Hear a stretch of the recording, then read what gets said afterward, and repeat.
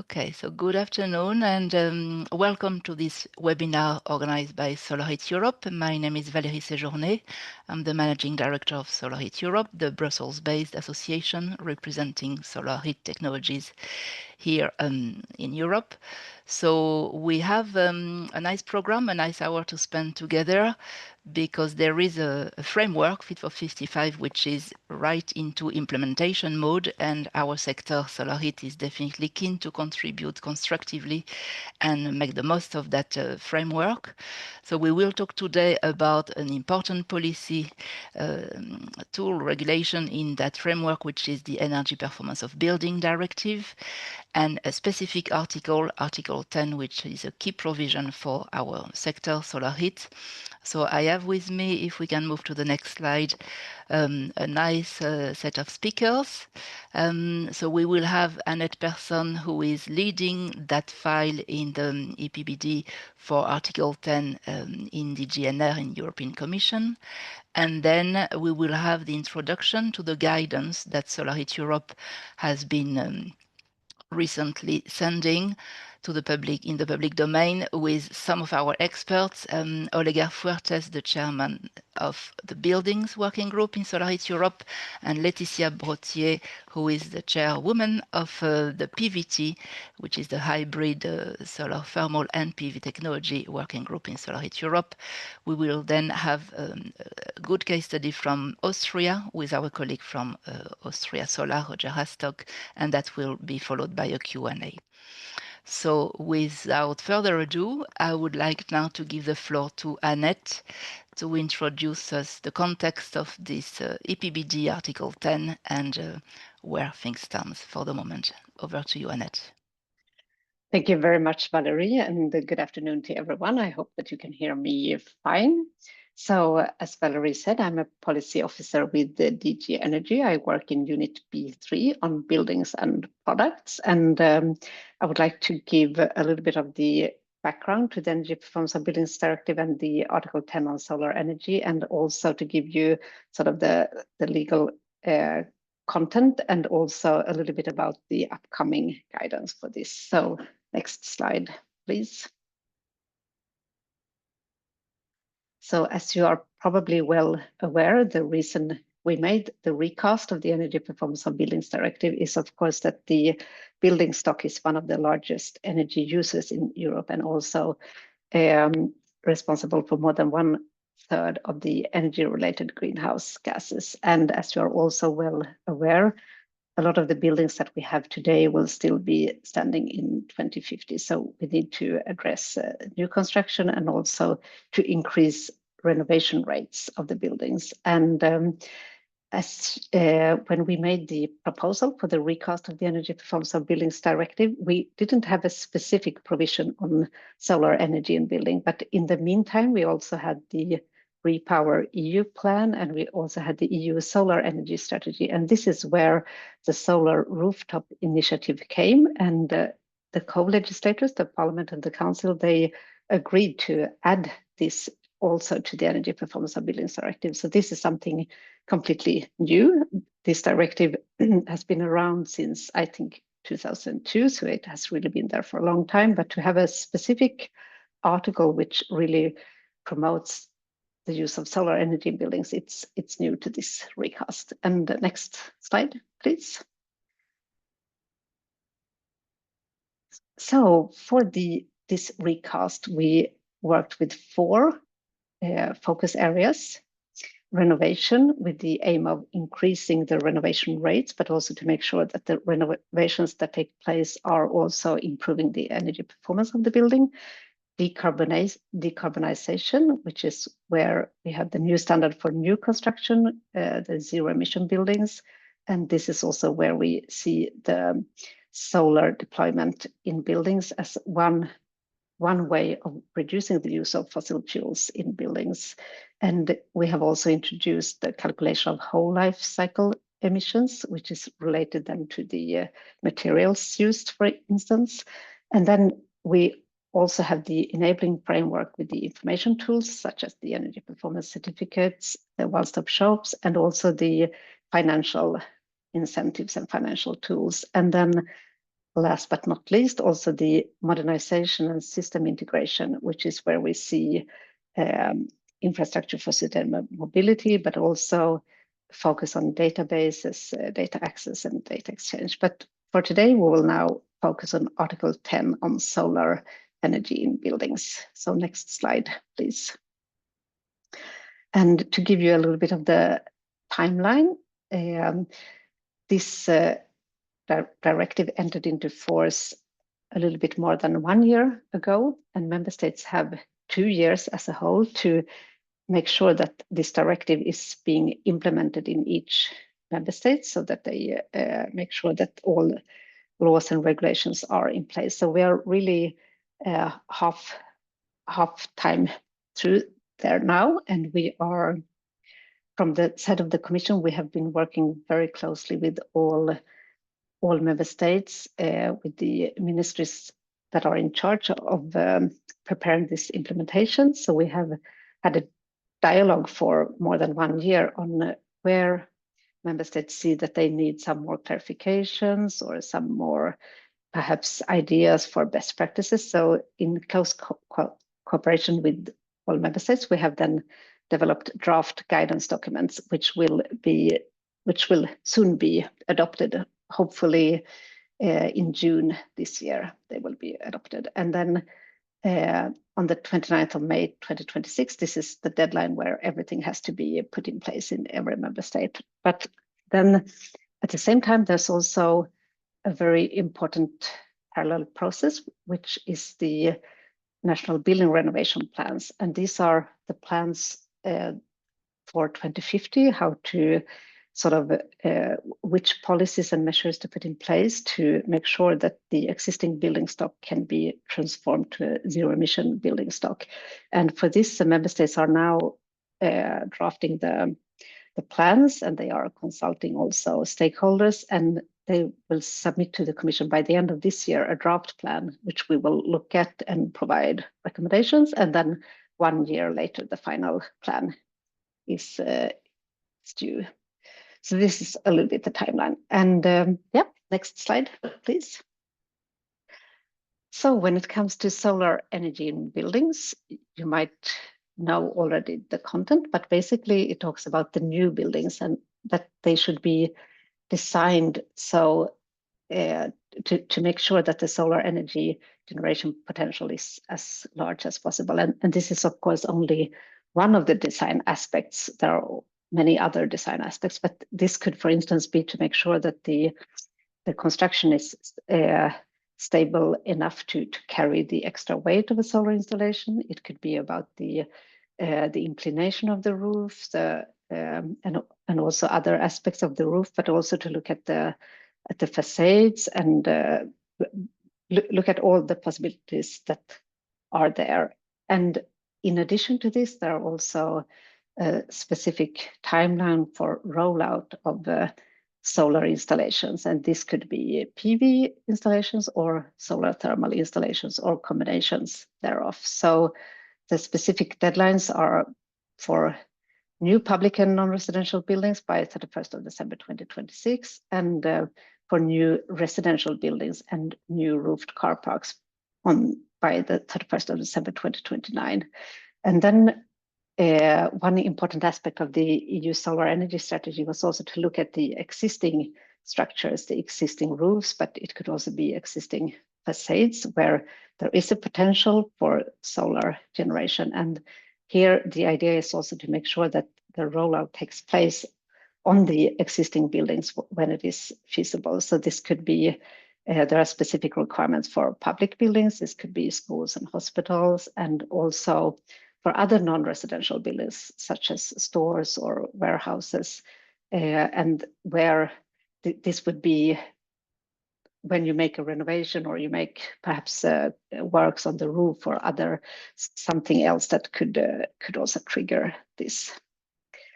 Next slide, please. So after having had this dialogue with the member states and also with the stakeholders and companies and organizations, we have made a draft guidance document, and it basically covers aspects such as what to consider for the design of new buildings, which aspects are important to take into account. And it also really highlights that solar PV or solar thermal both are on equal footing, and there are advantages of using both technologies. And we also try to see what could be considered as suitable solar installations. It is good to know that for this article, there are quite a lot of flexibility for member states to really tailor the requirements at national level so that they suit the specific circumstances in each country, but we give some guidance. So for instance, a suitable solar installation, to see what that could be, you could look at not only the potential, but you could also look at what are the use patterns of the buildings, for instance, if it is and here you could look beyond what we typically for the Energy Performance of Buildings Directive, we typically only look at heating and cooling and building lighting, but here you could also look at the usages for IT or for other usages, and also to look into the possibilities of energy sharing. And then we give a few also general guidelines for the possible exemptions. And this is also something that member states will draw up the national criteria for the practical implementation in each country. But we give some examples what is to be considered as technical, economical, and functionally feasible. And then we also introduce a few best practices of different support tools. So next slide, please. So this guidance will be part of a larger package. All in all, there will be 13 different documents presented. Yeah, the idea is to adopt this on the 25th of June this year. So next slide, please.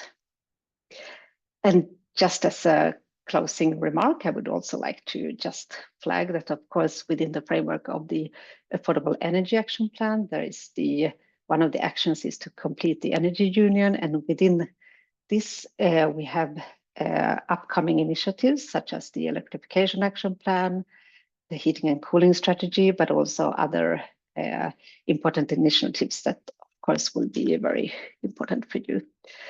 So this is all from my side. So thank you very much for listening. Thank you very much, Annette, for your presentation. I'm sure that some people will already have some questions, so I'm going to invite people to put their questions in the chat, and we will address them in the Q&A after the different presentation, if that's okay. So for now, what I would like to do is just go back to our guidance and have a couple of introduction words on what is solar heat for those of you who may not know yet what it is. So if we could move to the next slide. So this slide, as you will have heard from Annette, is our visualization of Article 10, which is really showing the pathway on which type of buildings are subject to this article and are due to be adequately installed with solar energies by specific thresholds, specific timings. So we will come back to that and dive into our proposed methodology in a few seconds. Moving to the next slide. So what can be harnessed from the free and very generous sun's energy? We obviously have solar photovoltaics, which is very well known, which is producing electricity. We have on the right part of the slide as well solar heat, which we cover in Solar Heat Europe, which can apply for building, also for industry and district heating. And this is really for the provision of hot water heat and up to steam as well for larger users. There is also in the middle the hybrid technology, which we represent in Solar Heat Europe, which is the PVT for photovoltaic and thermal, which is producing with one same panel both electricity and heat. So this is a broad perspective focusing on the building market. There are also other technical aspects like concentrated technologies, but because today we focus on buildings, I was not diving into more details on the technologies behind solar heat. So with regard to solar thermal and what can be put on the rooftop space, I like to show this visual where basically the rooftop can be shared between PV and solar thermal or PVT. You have a couple of examples here in front of you. And what is important for the member states to understand when they will implement their guidance for the transposition is that there is a ratio of 3 times efficiency between the space needed for solar thermal compared to the space needed for solar photovoltaic. So there is definitely that's an important criteria to take into account when setting this guidance. And again, the rooftop can be shared. We have some examples on the next picture here in Greece, which is a very strong adopter of solar thermal here in Europe with thermosiphon. The next pictures are on something which I like, which is really integrating solar thermal on facade. It's really a win-win of energy efficient buildings and aesthetic buildings. This is another example in Austria. The panels are on the rooftop, but just to see that there are quite a lot of case studies which you can also find on our website for more details. On the next slide, in terms of current situation of solar thermal, so we have 41 gigawatt thermal, so that's about 58 million square meter installed in Europe. And one may not realize it, but Germany is actually the biggest user of solar thermal in terms of installed capacity. You see the figures on the left of the screen, followed by Greece, Italy, Spain, and Austria. So this is in terms of total installed capacity. The map in the middle is looking at the situation on a per capita basis. And here you see that we have Greece and Cyprus, which are the record top two in Europe, followed by Austria, but also Denmark. And you see that there is a big potential. We've done some calculations. Yes, Esteban, you can move ahead. That if we were just copying the best practices of our neighbor countries. So we've been splitting Europe in 3 groups, 1,000 countries, using Greece as benchmark, the temperature climate with Austria as benchmark, and the northern countries with Denmark.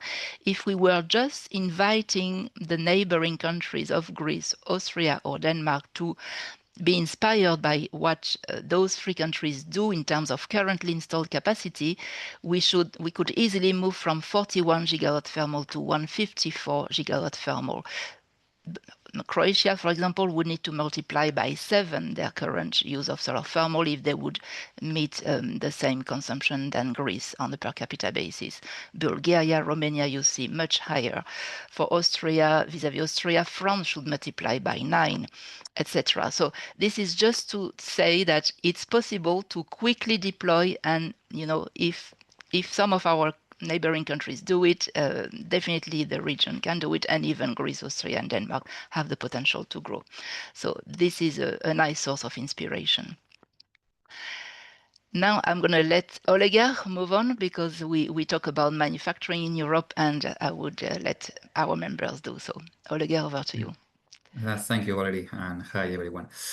Okay, so you have seen it's a huge potential that we have in Europe, astonishing figures. So just not we don't have to reinvent the wheel. Just applying the best practices, we can deploy a huge capacity of solar energy. And also, as a consequence, this is what we did in the past. And as a consequence, in Europe, we have also a huge capacity of manufacturers. You have seen that because in the past, solar thermal was also a big trend. It was mainly the solar energy in Europe. We have a lot of companies with a lot of know-how, and we have been a net exporter through worldwide. Okay, so these companies also has a huge capacity, manufacturing capacity. It's easily, we have checked that easily we can triple the current production with no major investments. So it's something that we have to keep in mind more now that you have seen how the geopolitical scenario is changing. We have this trade war between the big powers in the world.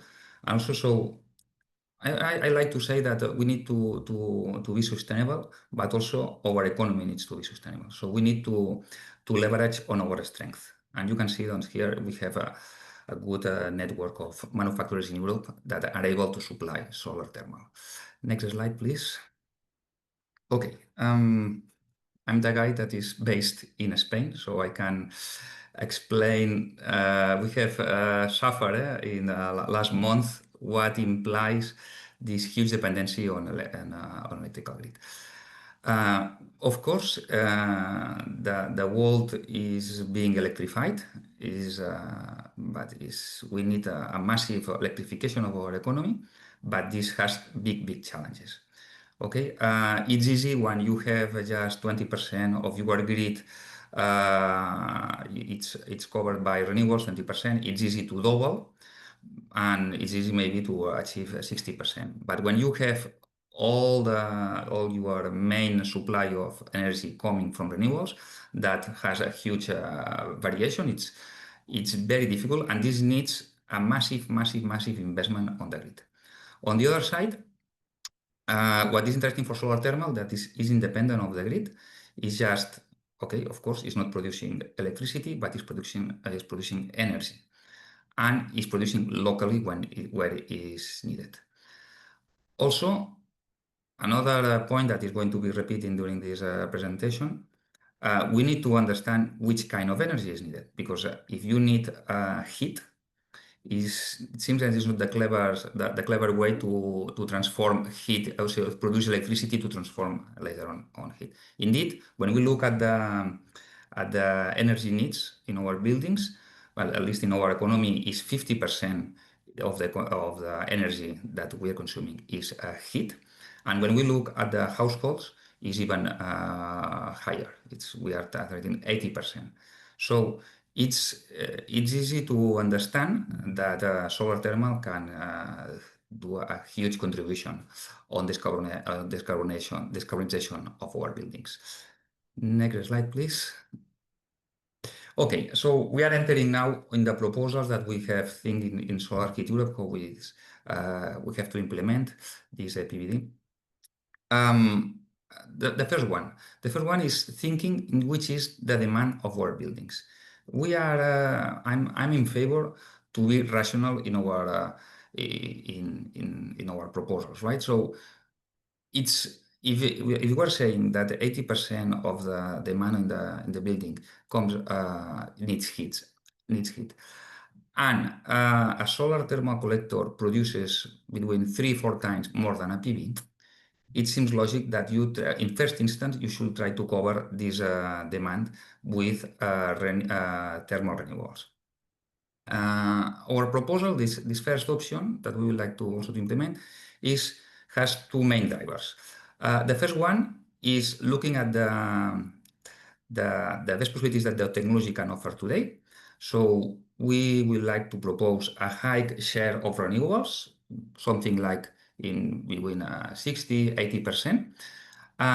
Understanding that today we have very efficient appliances like heat pumps that can produce a big part of renewable heat. And then the second thing is that you should try to match this with thermal renewables. So this is a win-win solution where we can still deploying these new technologies, leverage with the traditional ones, and we tend to net zero consumption buildings. Okay, and I think Leticia can also explain the other two options we have in mind. Sure, thank you, Olega. So the second option we can recommend for solar thermal, it's about giving the chance to compare fairly PV and solar thermal or PVT. And as we have seen, we are 3 times more efficient per square meter, but we have a common unit that can talk to both solar sector. And this unit is watt. If we talk about power or capacity, then you can compare in a fair way solar thermal or solar photovoltaics. So what we can recommend is to talk about power needed per roof area. It means, for example, we have recommended at least 60 watt per square meter of rooftop area. Just a case study, if you have a roof of 100 square meter, you can reach this minimum percentage with PV only. So you put 7 kilowatt PV, it will more or less need 30 square meter, and you will reach this 60 watt per square meter of roof. But you can also put 7 kilowatt of solar thermal or PVT, and this will require only 10 square meter to get the same amount of capacity in the roof. And you can also share the roof, as we have seen with Valérie in the nice picture. You can share the roof and put a part in solar thermal or PVT and another part in PV. And the addition of the capacity need to cover the ratio which is recommended. So here, for example, we have put 5 square meter of solar thermal because it represents 3.5 kilowatts, plus 15 square meter of PV, which is also 3.5 kilowatt. And you will reach then the ratio of 60 watt per square meter, which is recommended for a roof of 100 square meter. So thinking about watt, it's a common unit. And we have a third option that we can recommend it. It's to base the criteria on minimum percentage or proportionality of the rooftop. But then you need to take into account that the energy output from solar thermal is 3 times higher per square meter. So you have to count the 1 square meter of solar thermal as if it were 3 square meter of PV.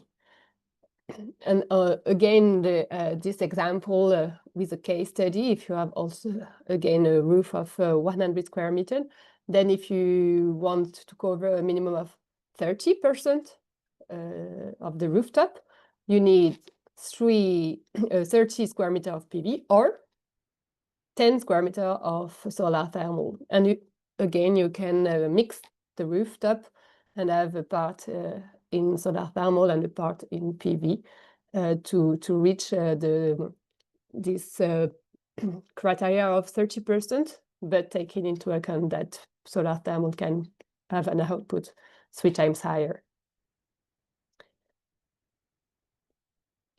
So we have seen then the solar thermal can be integrated well in the Article 10. And it's a good news because it hybridizes well easily with other energy sources. We can talk about biomass, district heating, but here what we wanted to illustrate is that it's also a good combination with all kinds of heat pumps, and it makes a perfect combination in all climate. For example, in south of Europe, you can provide hot water with the solar thermal energy and as an air heat pump to provide the heating of the house. And you can also do this parallel running between a solar thermal for hot water and add air to water heat pump to warm the rooms. But you can also imagine other solution or other coupling for Central Europe, for example. You can have solar thermal as a source of a heat pump, of a water-to-water heat pump, and then both are running together to provide hot water and heating. And in Northern Europe, you can also mix the solar thermal with a geothermal heat pump and a ground source heat pump, and you can regenerate the drilling and the power you have from the soil with the solar thermal. And this is not only theory. We have a lot of already installed coupling. And here is an example in Nantes, in France, with the building La Marseillaise, where 66 square meters of PVT was combined with a large heat pump to provide the energy. And it covers in this building more than half the consumption of the building, and is also connected to an energy community. So it's already in field.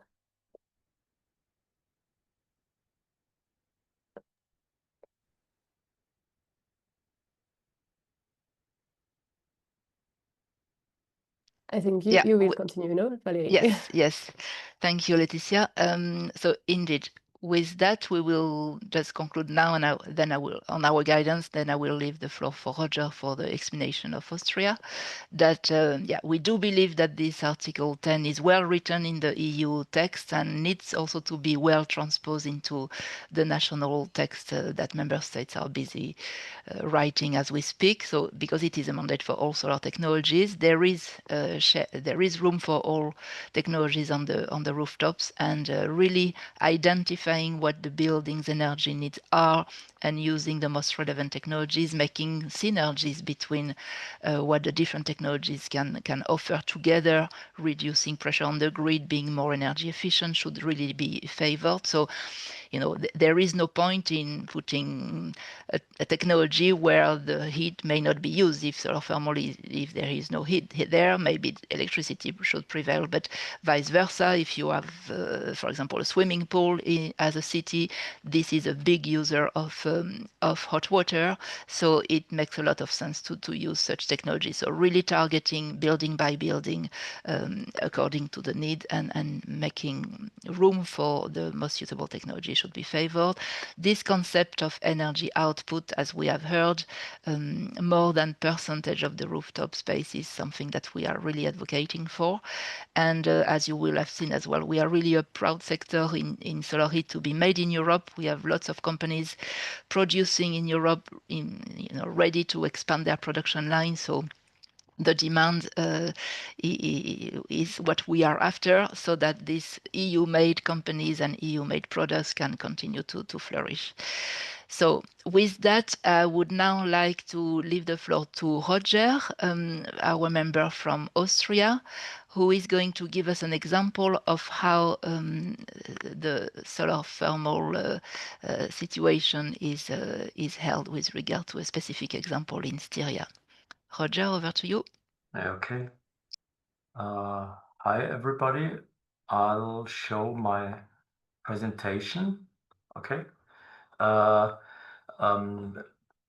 have proposed to offer an example how to cope with the different options, especially one option, option 2, in the practice to the building directive into the national building directive. So I'll show an example how to transpose the Article 10 of the EPBD in practice. So, okay, yeah. Because it's very important that the obligation not only must be implemented in the building regulations, but it must be implemented equally to all solar technologies, like solar thermal PV or PVD, and not favoring one of the technologies, which is one of the threats in practice we are facing. So that the implementation should, under no circumstances, favor e.g. sol as a PV application, serve as a PV application. One example is we have since years already the Styrian building regulation in place. It can serve as an example for implementation. That's the reason why I was invited to present it, which takes into account different energy yield, even the different energy yield of solar thermal energy and PV in 3 to 1, as was mentioned before. So one of the options, option 2 of Solar Dio's recommendations you have seen, previously seen, is the option 2 oriented or aligned on the energy density approach in watt per square meter. And In Styria, a similar, I mean, far it's not an identical, but a similar proposal was implemented just to see how this can be implemented. For instance, the new residential buildings are applied with a floor area of more than 100 square meter to install a solar thermal system with at least an area of 1 square meter per 100 square meter gross floor area, or a PV with 3 square meter for every 100 square meter gross floor area. That's already a law in place in Styria since 2 years. Additionally, new non-residential buildings, it's a similar formula, but starts with floor area more than 250 square meters, because non-residential buildings tend to be larger than residential buildings, and therefore also with at least 2 square meter solar thermal, compared to 250 square meter gross floor area, or 6 square meter for PV, because there is this ratio of 1 to 3 of the energy density of the energy production, of the energy yield per square meter of solar thermal and PV. Also new roofed structures. That is also one that's mentioned in the Article 10 of the Building Directive. New roofed structures that are not buildings as defined by the Styrian building codes also are applied with an area, if they exceed an area of more than 250 square meters, that the solar thermal systems should have 2 square meters at least, or PV 6 square meters for every 100 square meter above ground roof area. So this is an example how to implement the approach of option 2 in practice. There are also exemptions. The obligation does not or shall not apply if it's an old building, for instance, that is under the Townscape Act. In Graz, for instance, an Old Town Graz is the main city of Styria. If it's part of the Preservation Act of 2008, then it's not the obligation doesn't come into force on these buildings, or if an average annual solar radiation falls below 900 kilowatt hours per square meter. The reason of that is that in Styria it's a hilly and country with mountains, and some of the buildings unfortunately are largely shaded during winter, during spring, or also at the end of the year. And so it could be that the overall radiation over the year falls below 900 kilowatt hours per square meters if it's in spring, fall, and winter to less sun. But these are the exemptions. So this is the example I wanted to present. These have been the slides. Okay, thank you, Roger. And with that, I would like to move to the Q&A session. We propose that the Q&A will not be recorded. So Esteban, you may stop the recording and finishing on our conclusion slide, which I covered already. Good. Okay, so I have already, please don't hesitate to put the questions in the